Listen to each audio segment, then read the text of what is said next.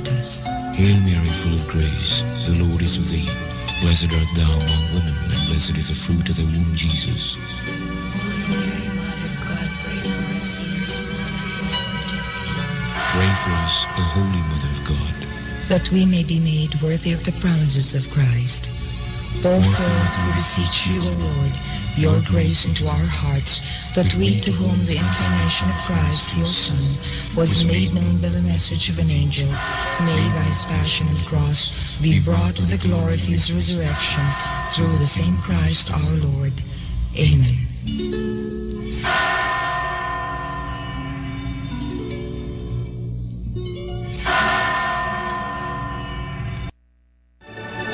RPN Radio Philippines Network, Radyo Ronda DXKS Surigao, member kapisanan ng mga broadcaster ng Pilipinas. The things you love, just Hub It delivered. Visit us now at thehub.sanmiguel.com.ph.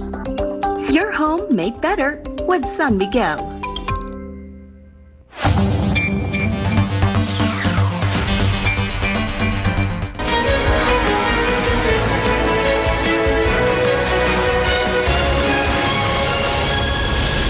This is Newsnight, where we go above and beyond the headlines. I'm Pia Ontiveros. Tonight on the program, flags at half-staff and messages of condolences. The country mourns former President Fidel V. Ramos, remembering him as a stabilizer in government and economy. President Bongbong Marcos says the government has no intention to rejoin the International Criminal Court, which is investigating alleged crimes under the Duterte administration's war on drugs. And a new set of queens will raise the country's flag on the international stage. We give you the highlights of this year's Binibining Pilipinas Grand Coronation Night.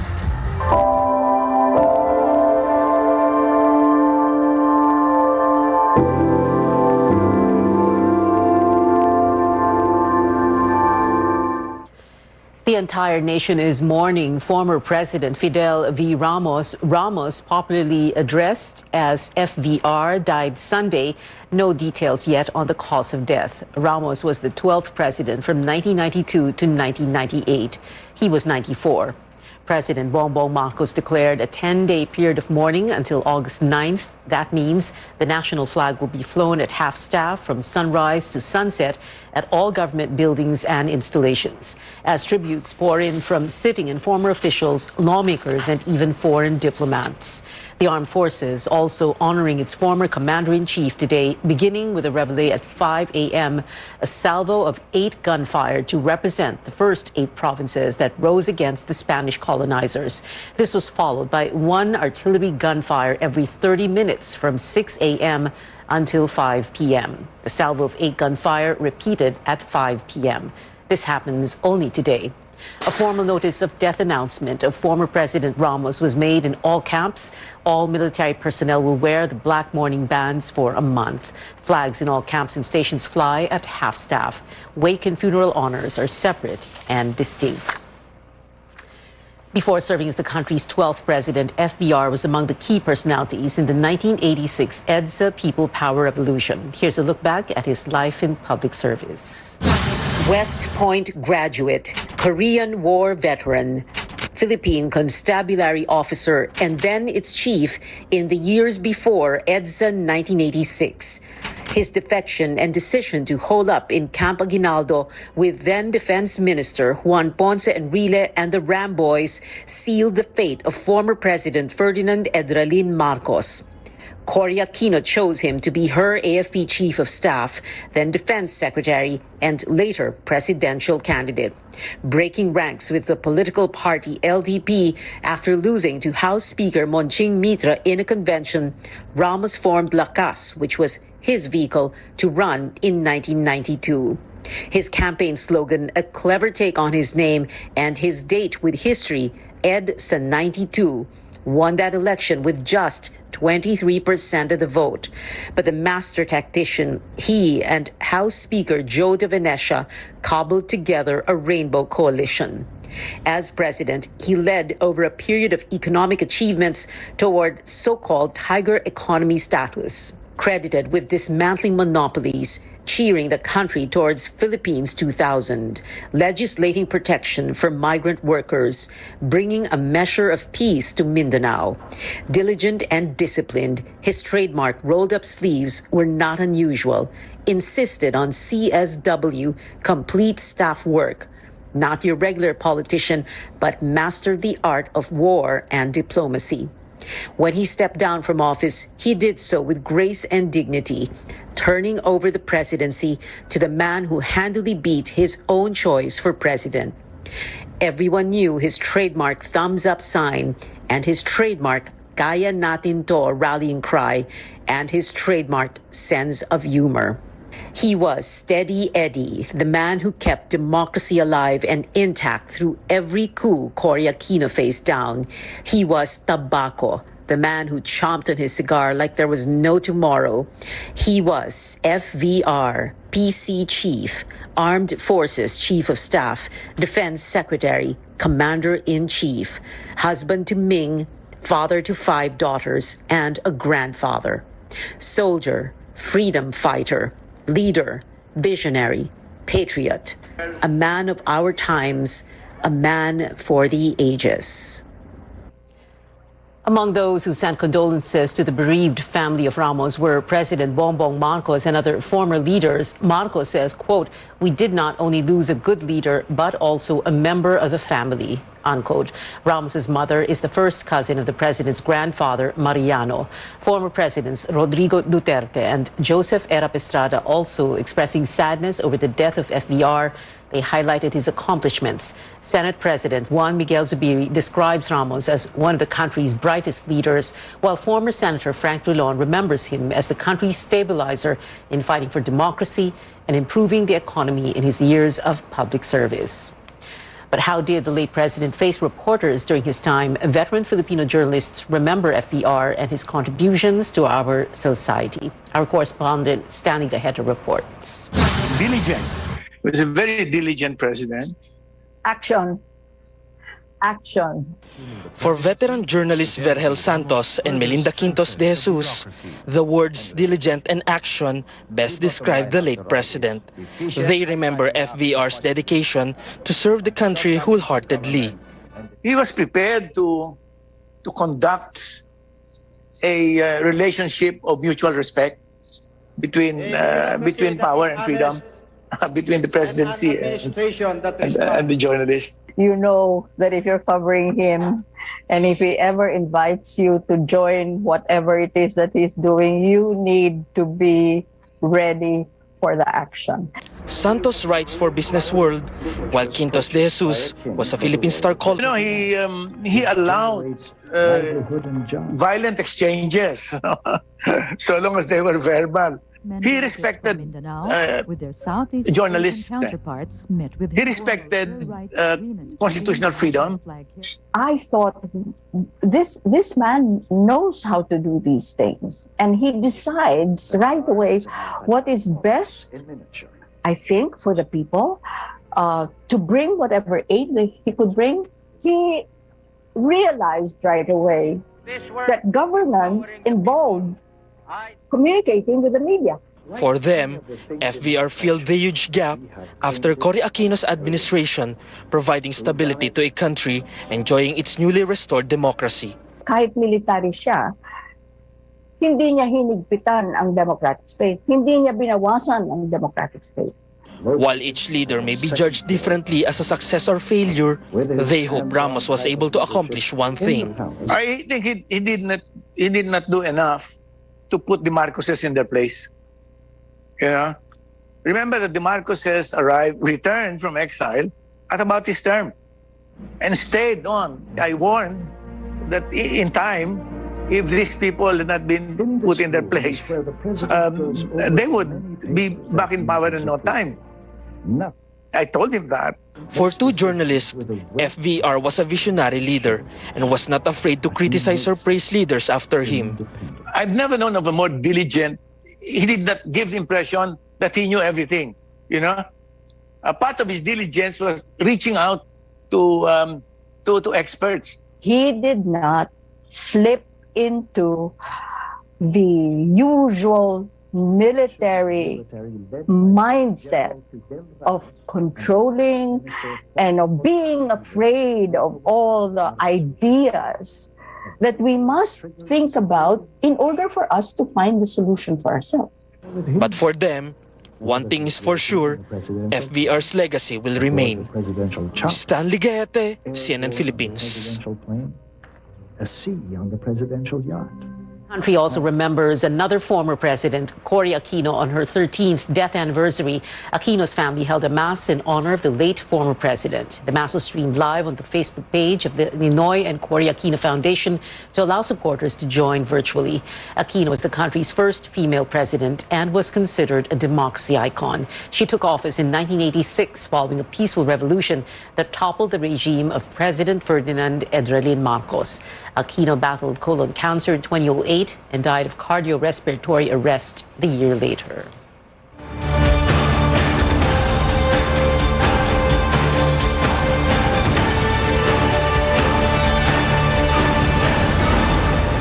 President Marcos says the Philippines will not rejoin the International Criminal Court.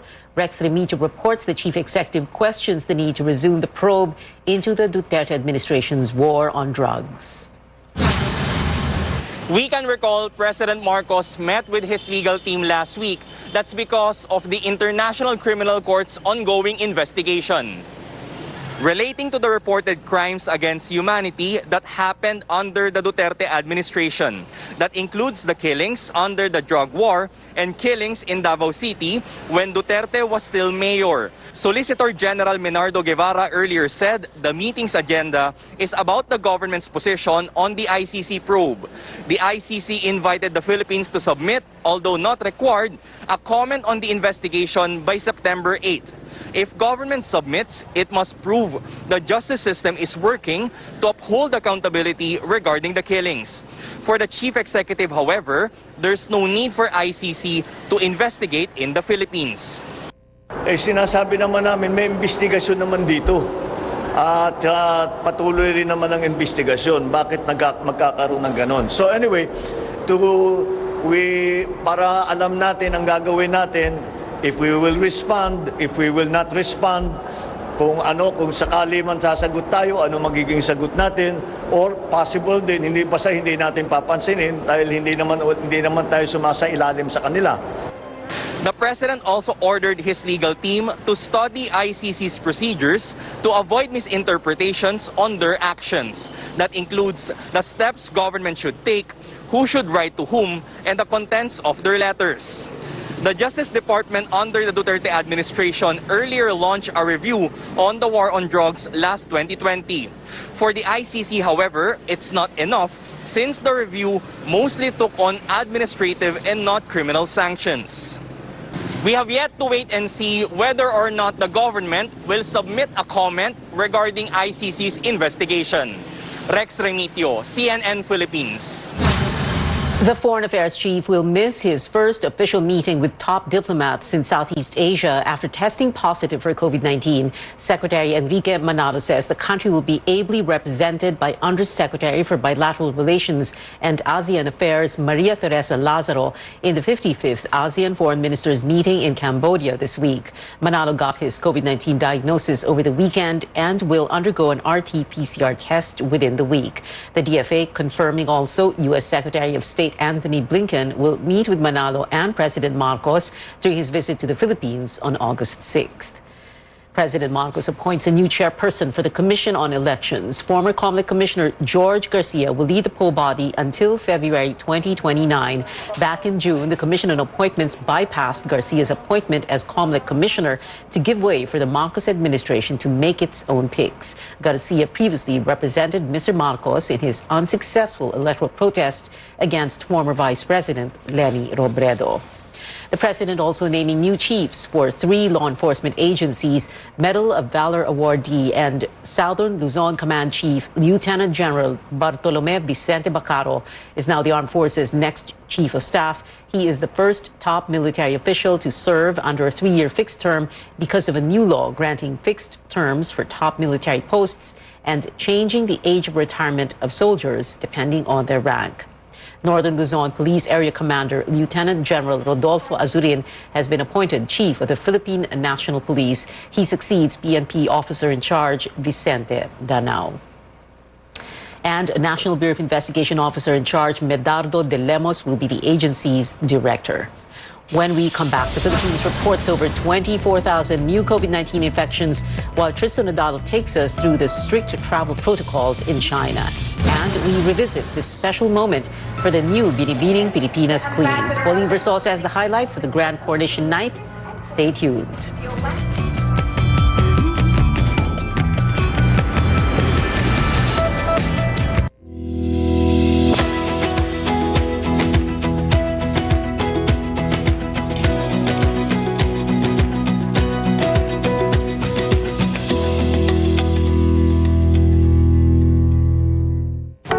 MX3, dito ako bilib.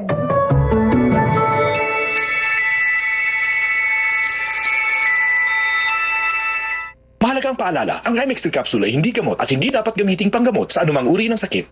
MX3, tunay, natural at orihinal.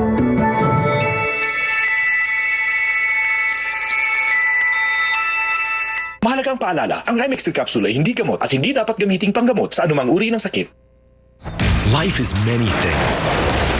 It's messy, but the kind of mess we love. Sometimes it's predictable, and sometimes it isn't. But there's always a way. And it's full of surprises. Introducing the next-gen Ford Everest. Life is yours to master. Unang tama, ilab agad. Ang galing, ang sarap. Nagalagab lang. Sarap ulitin, susulitin ikaw. Ito ang tama. Go sexy strong. Tulong-tulong, ito ang tama.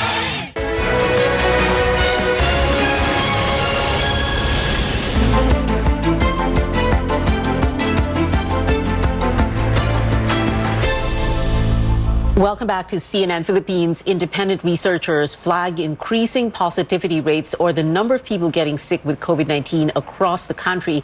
Octa research fellow Guido David says at least 19 provinces saw higher positivity rates at over 20%. Capiz had the highest increase from 30.6 to 51.2% last week. The positivity rate here in Metro Manila slightly rose to 15% from 14.2% as of July 29th. Latest figures are higher than the 5% benchmark set by the World Health Organization. The Health Department reporting 24,100 new cases from July 25 to 31, 24% higher than the previous week. The daily average was at 3,443. In China, the capital Beijing slowly reopening to more foreign travelers as it continues to implement its zero COVID-19 policy. CNN Philippines was one of the media outfits allowed to enter China.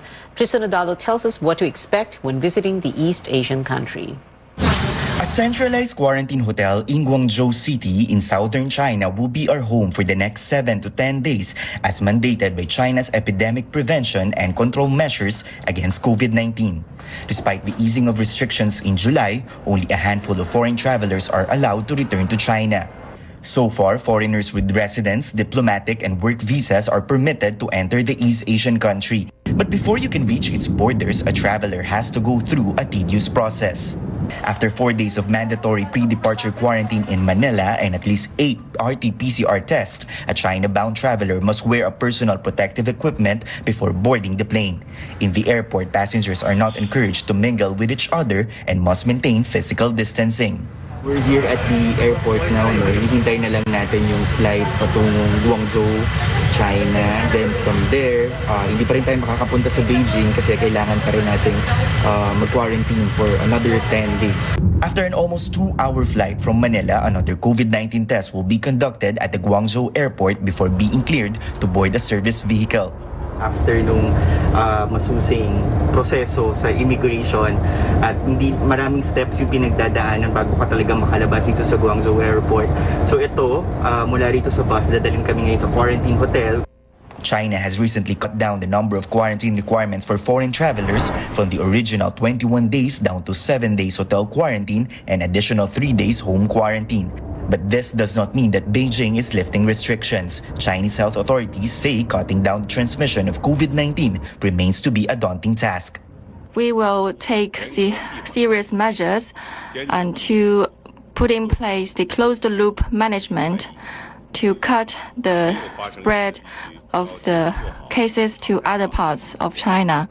China's zero-COVID policy involves mass testing, strict isolation, and citywide lockdowns triggered by a handful of cases. Beijing is also ramping up its vaccination to realize its goal of containing the virus. With emerging new variants of the coronavirus, some health experts and even the World Health Organization are questioning the sustainability of China's zero COVID-19 policy. But despite the possible economic impact, Chinese President Xi Jinping maintains that their approach is effective and any move to veer away from this direction would be detrimental to China's massive population of over 1.4 billion people. In Guangzhou, China, Tristan Udalo, CNN Philippines. Back here at home, a private hospitals group says health facilities are ready to handle monkeypox cases. It says since there is no treatment for the disease, each symptom will be treated accordingly. Patients with monkeypox symptoms should undergo immediate testing and isolation. Isolation should be done for at least 21 days. Supportive treatment will be carried out depending on the symptoms. Meron pa!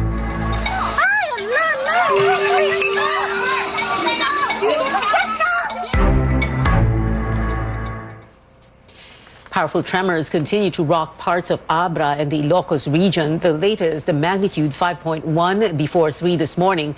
Vegan officials now consider subsidizing the repair of damaged heritage homes. Where to get funding is the question. David Santos reports.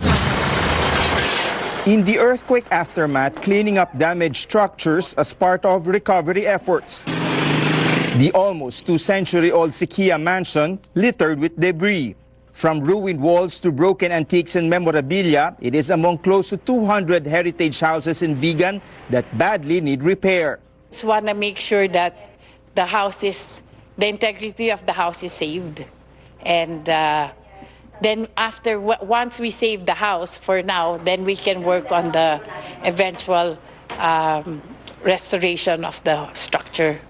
Full restoration of these historical homes, Vigan Mayor Bonito Singson says could cost from 15 to 50 million pesos each. The city government now scouting for funds to have private owners shoulder the repairs. We want to preserve these ancestral houses. These are part of our history. The entire Filipino nation owns this heritage. No, it would be a mortal sin to let this disappear.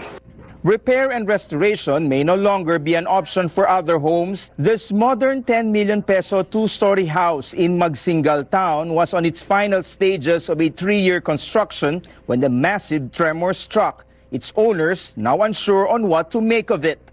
Malaking panghihinayang, sir. In Bantay town, just outside Vigan, the Catholic Church holds Sunday Mass in a badminton court. Idalangin ko po na parang sana po wala nang lindol. It's uncertain if the St. Augustine Parish, which dates back to the 16th century and now closed to the public due to damaged walls, could still reopen. A team of geology experts is going around the Ilocos region documenting the impact of the destructive quake as well as aftershocks. In some coastal communities, land deformation, which experts call liquefaction. Yung proseso po kasi ng liquefaction, kapag yung lupa natin na mabuhangin at buhaghag at meron tayong mababaw na water table, ibig sabihin pag hukay natin may tubig agad sa ilalim, maaari siyang mag-liquefy o mag-astang parang likido. This riverside surface rupture in this part of San Vicente town, experts say, could also be due to liquefaction. Moist, loose soil breaking down when shaken violently. In an island off Kawayan Town, reports of more heavy damage. PHIVOLCS is expected to release its findings and issue recommendations to make communities more resilient. David Santos, CNN Philippines, Ilocos Sur. More stories ahead on Newsnight. It was a night of grace, beauty, and inspiration. We look back at this year's Binibining Pilipinas pageant. You're watching CNN Philippines.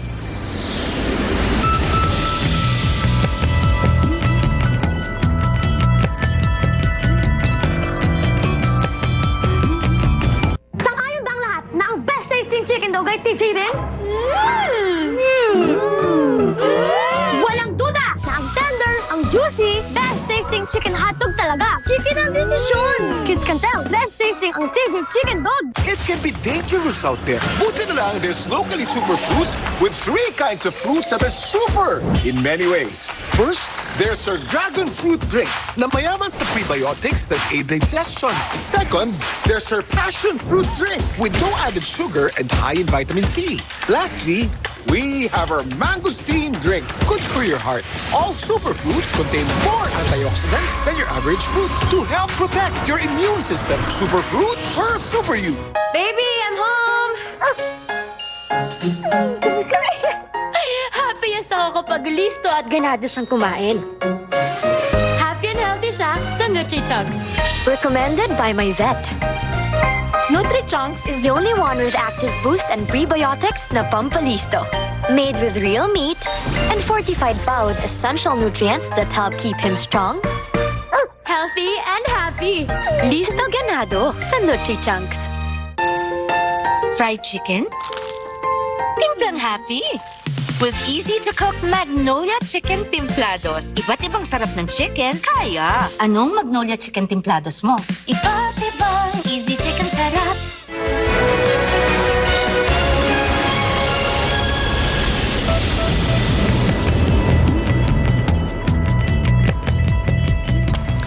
This is Newsnight. In sports, 11-time NBA champion Bill Russell has died at the age of 88. His family said he died peacefully with his wife by his side today, Philippine time. Not only was Russell the league's first black head coach, he was also the first African-American head coach of any U.S. professional sports team to win a championship. Russell also received the U.S. Presidential Medal of Freedom in 2011. In a statement, NBA Commissioner Adam Silver said, quote, Bill stood for something much bigger than sports, the values of equality, respect, and inclusion. In Indonesia, veteran Paralympian Ernie Gawilan captures the country's first gold in this year's ASEAN Para Games. Gawilan topped the men's 400-meter freestyle event today. Swimmer Roland Sabido won the second gold medal in the men's 400-meter freestyle S9 class. Sunday was a big night for pageant fans. Which of the 40 beauties in the Binibining Pilipinas 2022 Grand Coronation captured a crown? Pauline Versosa has the highlights. A new set of queens will represent flag and country on the international stage after topping the 58th Binibining Pilipinas Grand Coronation Night held at the Araneta Coliseum on Sunday. Our Binibining Pilipinas International 2022 is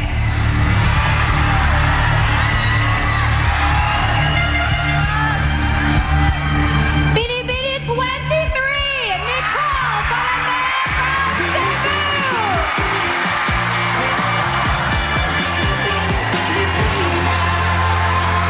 Cebu's Nicole Borromeo bested 39 other candidates for the most coveted crown. The 21-year-old interior design student was not only a vision of beauty, she also won the hearts of many during the Q&A portion. On a scale of 1 to 10, how would you rate yourself as a responsible Filipino citizen, and why? I'd like to give myself a good 8 because I know that there's always room to improve. There's so much I don't know, but there's so much I'm willing to learn, and I hope to do that with you. Borromeo succeeds Hannah Arnold, who has yet to compete in the Miss International pageant set later this year.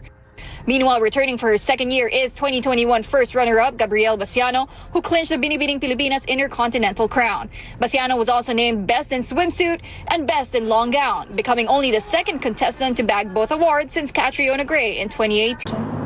Early pageant favorite Chelsea Fernandez of Tacloban also stunned the catwalk with her captivating performance to win Binibining Pilipinas Globe. Basiano and Fernandez will be defending the country's crowns in their respective competitions. Yes, medyo pressured kasi of course the Filipinos are really aiming for the back-to-back crown, but promise I will give my best and we will get that Globe International crown. It was also a dream come true for 19-year-old Roberta Tamondong, who bagged the Binibining Pilipinas Grand International title.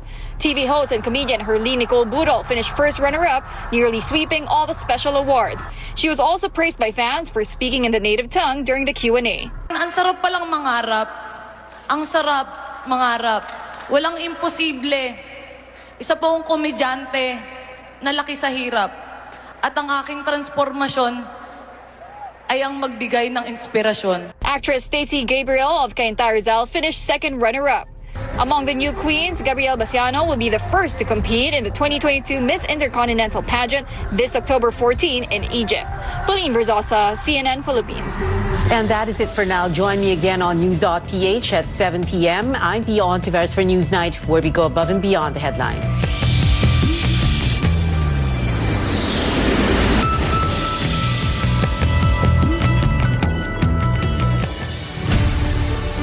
Kini ang simbianan sa RPN, Radio Philippines Network, DXKS. DXKS, Jess 80. Ang inyong Radio Ronda. 5,000 watts nagsimbiya sa ikatulong andana sa UFCO Lim Building, Borromeo Street, Dakbayan sa Surigao. RPN, Radio Philippines Network, DXKS, Jess 80, ang inyong Radio Ronda.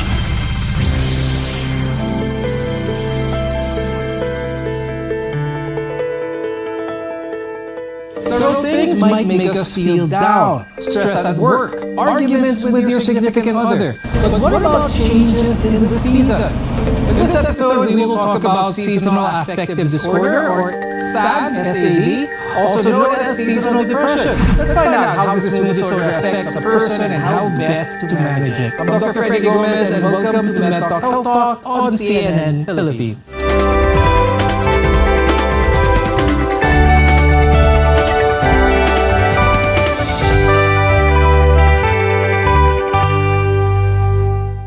Our guests are here today to give insight on seasonal affective disorder. With us is Ms. Lorraine C. Cerezo. She's a psychologist from MPsych.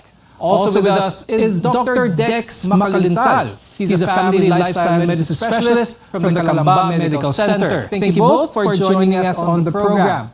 Now, first things first, let's talk about the difference between sadness and clinical depression. Lorraine, I'll start with you. Can you briefly explain to us what sadness is as opposed to clinical depression? Generally, symptoms of depression and sadness are usually we think we're lonely, we're feeling sad, we're feeling down. That's a normal thing to experience for us. However, when we say that it's already clinical depression, the severity of the sadness, in addition to other symptoms na you're feeling sluggish, there's a feeling of hopelessness, sadness, worthlessness, it already becomes severe enough that the person is not able to function anymore. No? Minsan may kasama pang mga thoughts of suicide yun. So the level of severity really is the difference of just feeling sad and being clinically depressed. Now let's talk about seasonal affective disorder, or SAD, SAD. As the name suggests, seasonal affective disorder occurs during certain times of the year.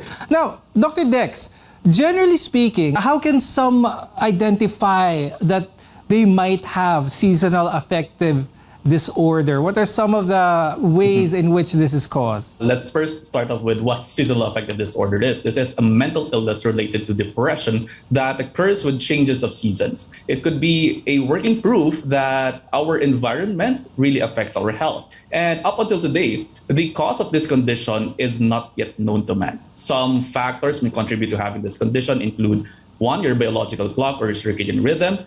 They say that reduced level of sunlight during the cold seasons may disrupt the body's clock, leading to the feelings of depression. This is related to the second contributor, which is actually our neurotransmitters. Because of reduced sunlight, there seems to be lacking nutrients that are needed by the body to produce some of these neurotransmitters, such as your serotonin. This then causes a drop in levels, which may then trigger depression. Okay, that's a very good description of what SAD is. But a lot of the studies on seasonal affect disorder are in countries where they have long winter seasons. Lorraine, how can this relate dito sa atin, dito sa Pilipinas, where we only have 2 seasons basically, itong wet and dry seasons? Pwede rin mangyari ba ang SAD, seasonal affective disorder, dito sa Pilipinas? Yes. Now, research suggests na, syempre, if you are closer to the equator, wherein there are less significant changes in seasons, usually fewer cases ang SAD. However, even if we're in a tropical country, there are actually still significant periods time, diba, in our year wherein we experience longer yung gloomier seasons and rainy seasons. And that is the time when it's likely for Filipinos also to experience the symptoms of seasonal affective disorder. Now, Dex, what symptoms do we usually see in a person with affective disorder? Because there's, I think, a big important factor here is when you mentioned that the hormones play a significant role in what we feel as well. Yeah, so kasama dyan, sir, yung oversleeping or hypersomnia, sometimes overeating, particularly craving with your carbohydrates or refined carbohydrates. Then you get weight gain and, of course, social withdrawal. Sometimes it also occurs on the other side of the spectrum, like poor appetite, or leading to weight loss, restlessness or agitation, anxiety, and even episodes of violent behavior leading to self-harm. So kaya kinakailangan talaga na ma-diagnose natin agad ito because early diagnosis will then lead to early intervention. So a lot of those symptoms mentioned by Dr. Dex, I'm sure a lot of our viewers were able to probably pinpoint or relate with some of them. And that's why after the break, we'll discuss who the people most at risk of this condition are. We'll be right back here on MedTalk Health Talk.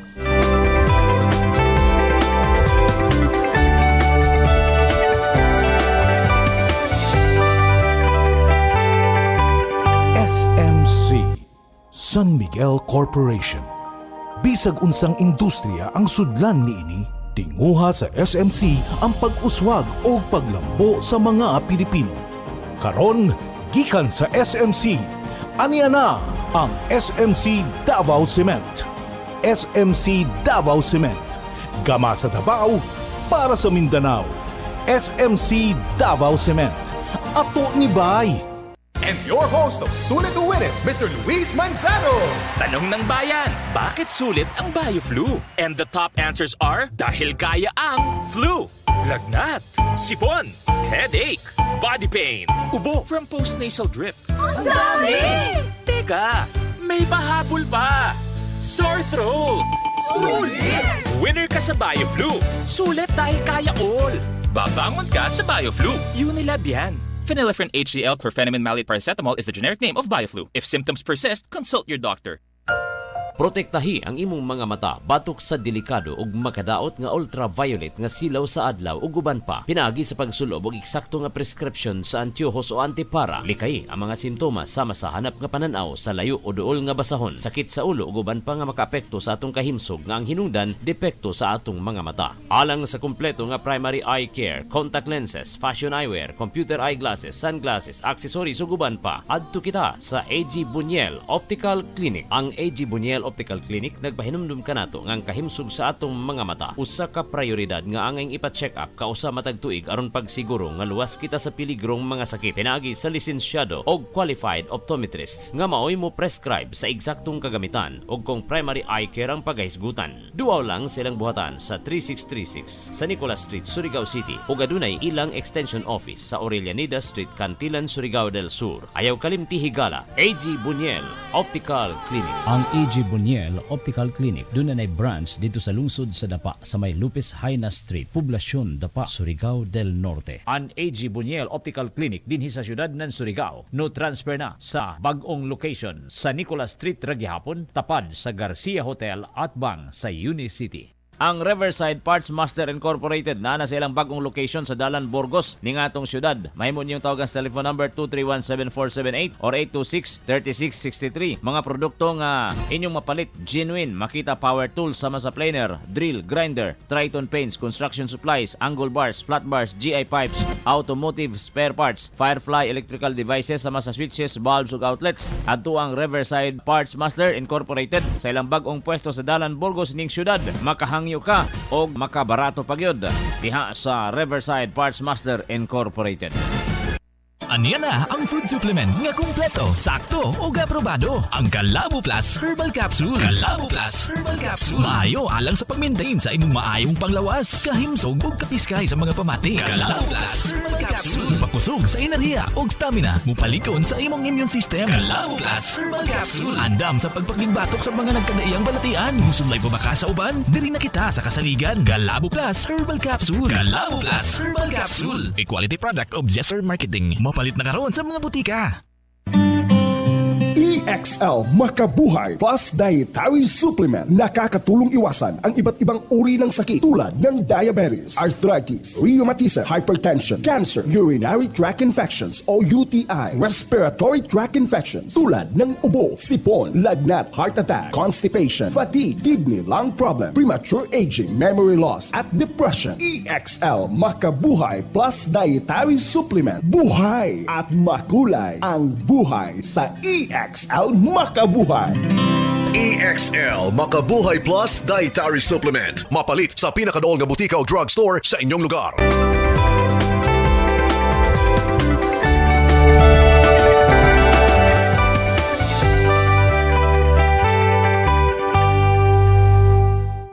I'm Dr. Freddy Gomez and welcome back to Med Talk Health Talk, where caring is our calling.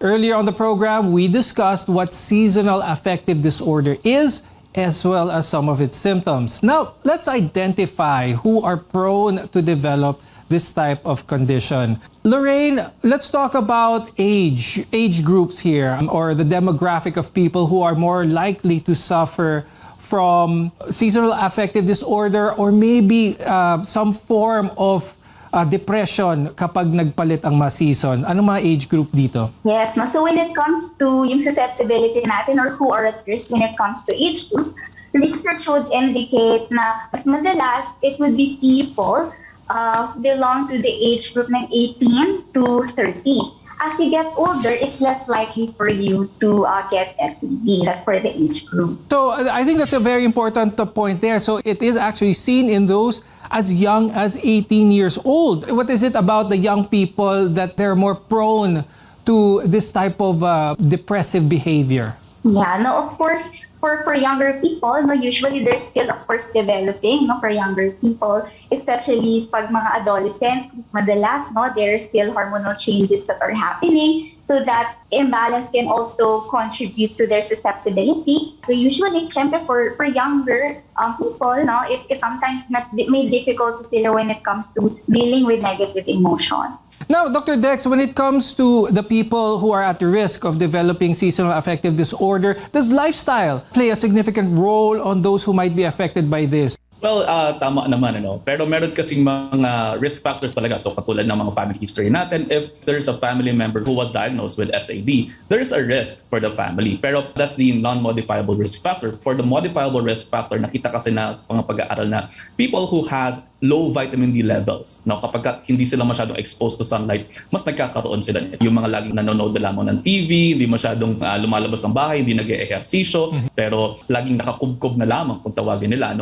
sila yung mas mga at risk dito. Also, kapag ang kinakain ng mga tao is more of processed, fatty, and refined carbohydrates, also yung mga tao na mahilig sa alcohol, and of course, those who are not really socializing with their friends, and they are just at the background, yan, mas at risk sila sa pagkakaroon ng SAD.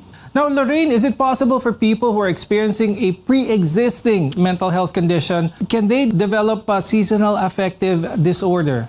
Definitely, no? So actually, when it comes to depression, ito kasi seasonal affective disorder, it's like a subtype actually of depression. So usually kapag you are already suffering from a mood disorder or any type of depression, it's more likely no? Parang may predisposition ka or higher susceptibility ka to develop seasonal affective disorder. I'd like to correlate this with something that recently happened, especially in the last 2 years. Ayun yung lockdown, the pandemic, everyone was cooped up at home. It brought about different forms of anxiety with a lot of people. Could that be a factor for someone having seasonal affective disorder later on? Okay, so when it comes to the isolation, definitely there have been a lot of studies during the pandemic time that isolation has been something that's been a very important factor when it comes to people experiencing depressive symptoms, feeling anxious, and that can be a factor, especially if people keep on isolating themselves instead of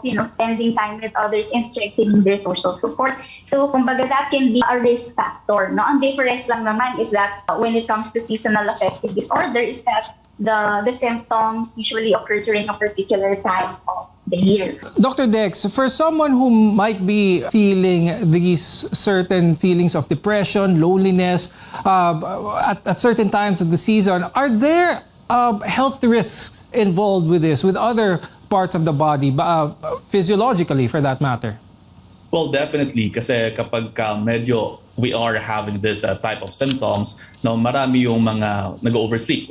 Let's start with oversleeping. Oversleeping is related to weight gain. And if you are gaining weight, you're more prone to having obesity, which is then related to diabetes and hypertension and heart diseases. Social withdrawal. So having yourself withdrawn from the social aspect of your life, maaari na you feel more isolated, which is then related to a lot more diseases. So, nakita sa mga pag-aaral na kapag medyo socially withdrawn tayo, mas nagkakaroon ng mga mararaming sakit kasama dyan ang non-communicable and communicable diseases. So, definitely, our environment affects us and also our community affects us.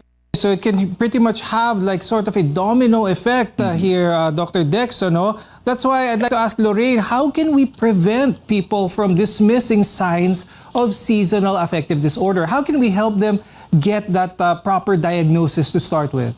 Yes, so it's very important for us to be able to recognize the symptoms of seasonal affective disorder. Siguro helpful dyan for some people, you can actually keep like a mood diary. That can be helpful.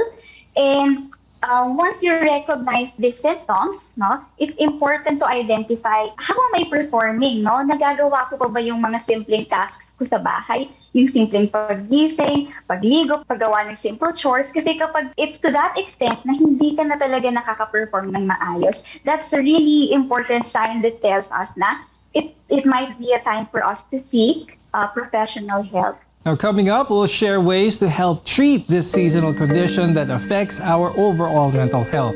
Only here on MedTalk Health Talk.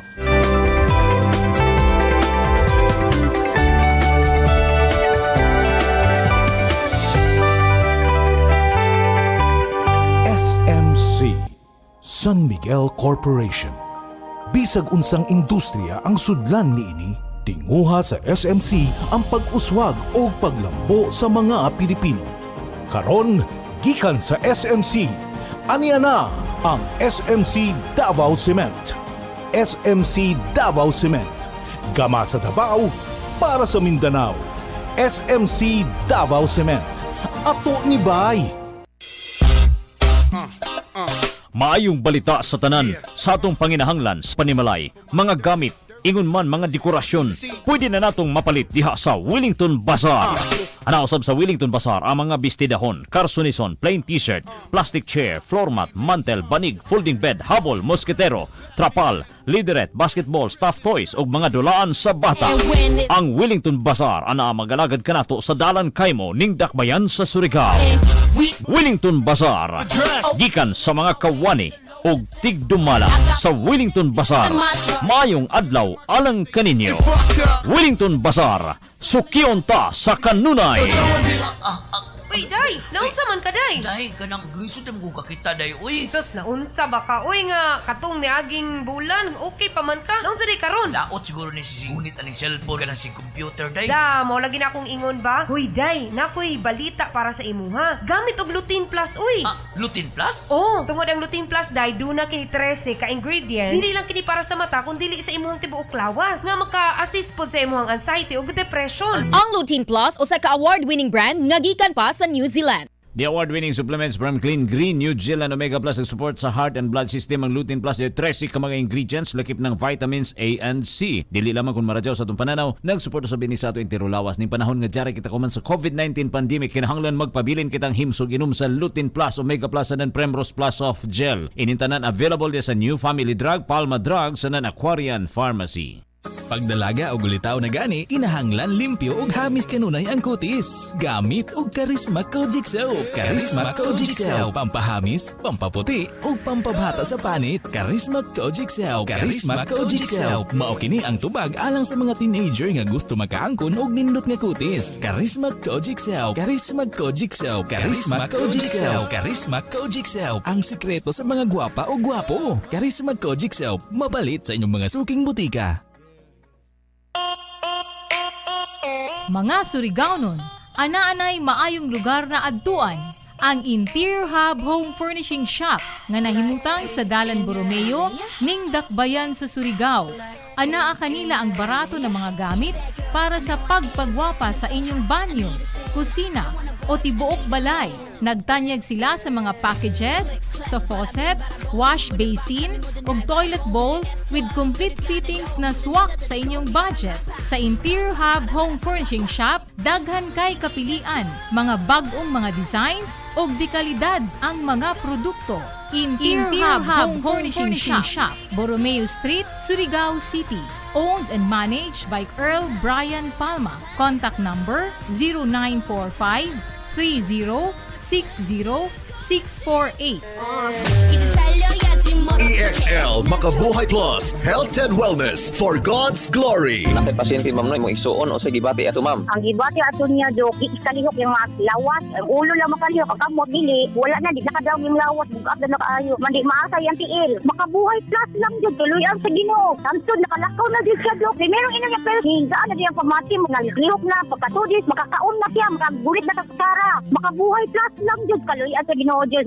Tingin pa yan na namo nakakit kami ani sa mong balay na nagmotor na jud. Sige pangalan nimo ma'am? Charlene po, Dagaturin. Makabuhay! EXL Makabuhay Plus Dietary Supplement. Mapalit sa pinakadool nga butika o drugstore sa inyong lugar.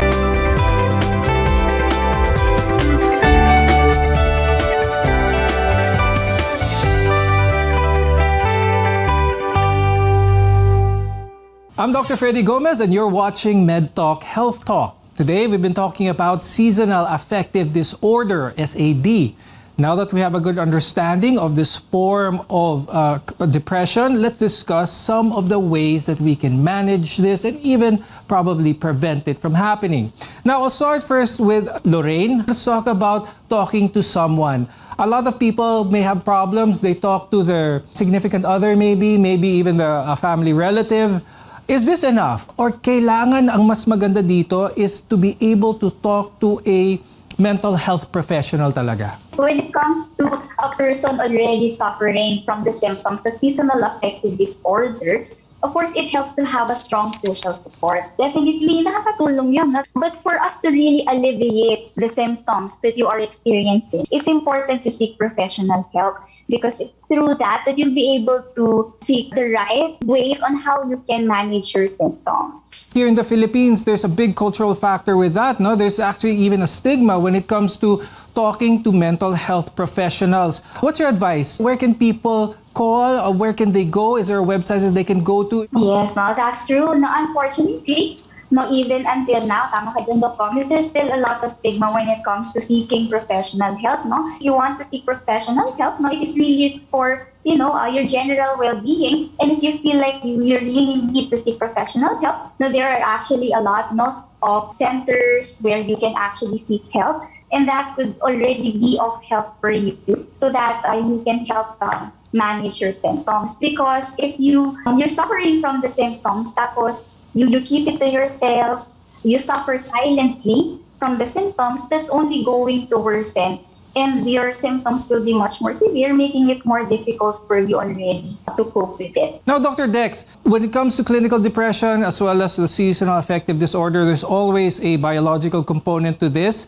And of course, medication prescribed by the correct doctor does work wonders in helping people out. In lieu of going towards medicine, are there natural ways that people can boost those happy hormones that we were talking about earlier on in the show? Are there certain lifestyle changes that they can do? Yes, if someone has been at risk for developing this type of disorder, or if someone has been having these symptoms that we were talking about, it would be a great help to consult a medical professional for help. And also, maintaining a healthy lifestyle would be a great idea. Number one, open the blinds. Work closer to a bright window. Take a walk outside, do regular exercises in the morning to catch the early morning sun. And of course, normalize your sleep patterns by having a regular sleeping schedule. Also, remember that we have to have those cofactors so that we can nourish our neurotransmitters. So make healthier choices for meals and snacks, and avoid eating too much processed and fatty foods, and of course, refined carbohydrates. You eliminate alcohol. And of course, if you're doing recreational drugs, tigilan nyo na po yan. Walang magagawang mabuti yan sa mga buhay ninyo. Also, practice stress management techniques like yoga, meditation, and socialize and rekindle relationships with friends as they offer support and, of course, shared laughter. Now, Dex, since sunlight is a big factor here, do you think those who work the night shift, are they at risk for this as well? Should they be watching out for any signs of depressive symptoms? Well, definitely, kasi nga kulang na nga sila ng sunlight. But ang maganda lang is kapag umaalis sila ng trabaho nila, they are also exposed to sun. But yes, they are at risk of having that. And it would be great if they consult us para makita natin kung saan sila nagkukulang. How important is it, Dr. Dex, to have an exercise routine incorporated in someone's daily life in order to get the benefits from this? Being active is a great step in managing this type of disease or this disorder. Kasi tandaan natin that movement is movement. And when you talk about exercise, when you talk about physical activity, it would greatly help you get those endorphins and get those hormones and get those neurotransmitters in place. Now, Lorraine, when it comes to any disease, we always like to talk about prevention. But in this case, is it possible to prevent such feelings of depression coming about or even escalating to a certain point? Well, when it comes to prevention, that's a tricky question, because when you talk about seasonal affective disorder, actually any type of mental health disorder, when you already have the predisposition to have it, it's very difficult for you to prevent it. But that doesn't mean that we can mitigate its effects.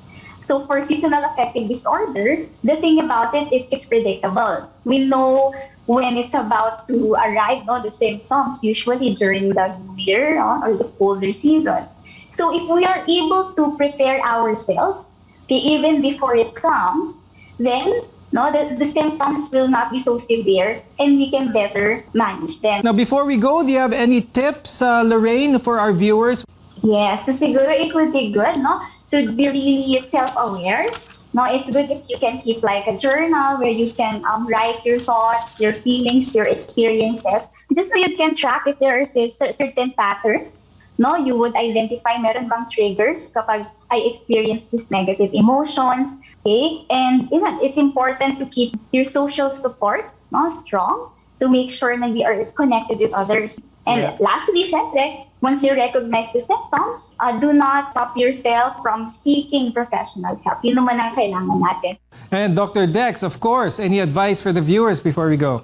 Yes, of course. Tandaan natin that our bodies are governed by our systems na biologic. But inside that system is our mental, emotional, spiritual aspects of health. At lahat yan ay maaaring makaapekto po sa ating mga kalusugan. That's why it is very important that you listen to your body, kumain kayo ng maayos, mag-ehersisyo kayo, at iwasan po ninyo ang mga stress. At gayon din kung mayroon po kayo mga kilala na nahihirapan po i-manage ang kanilang mga sakit, pumunta po tayo sa ating mga medical professionals. And with that, thank you very much, Dr. Dex Macalintal and Ms. Lorraine C. Cerezo, for this insightful discussion and sharing your expertise about seasonal affective disorder. I'm Dr. Freddy Gomez, and thank you for watching Med Talk Health Talk. We'll see you again next time.